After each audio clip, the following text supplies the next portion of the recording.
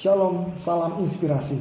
Saat ini kita akan mendengarkan kesaksian dari saya sendiri tentang bagaimana saya dibebaskan dari kecanduan pornografi selama 16 tahun.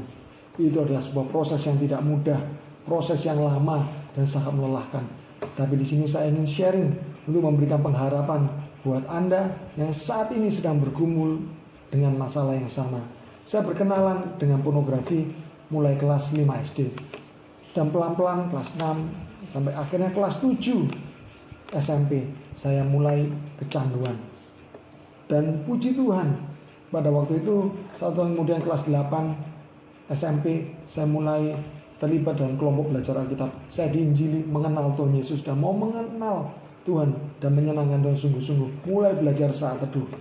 Namun dalam perjalanan saya mengenal Tuhan, pornografi ini tidak lepas, dan bahkan waktu kelas 11 itu semakin memuncak, semakin terikat dalam, karena orang tua bekerja di luar kota dan dalam kesendirian ada begitu banyak waktu diluangkan untuk pornografi dan juga bermain game, bahkan pelajaran jadi kacau.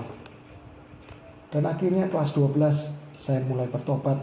Tuhan datang, Tuhan berbicara kepada saya dan saya merespon, dan di situ menjadi sebuah titik balik.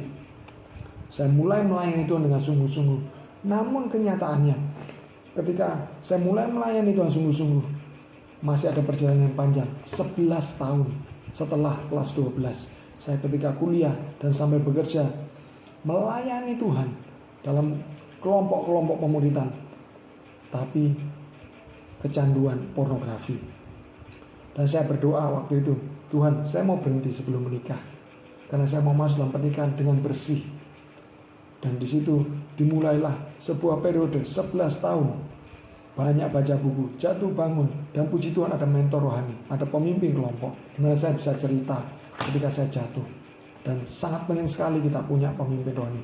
Namun ketika bercerita lama-lama menjadi sungkan, dan lama-lama jarang cerita. Sampai akhirnya dalam proses itu, beberapa bulan sebelum menikah tahun 2012, Tuhan memberikan otoritas, sehingga ada kebebasan, ada kemerdekaan yang sejati. Dan sejak saat itu saya bebas. Pornografi tidak lagi membelenggu. Pornografi ada di bawah kaki saya. Ada kuasa untuk mengendalikan diri.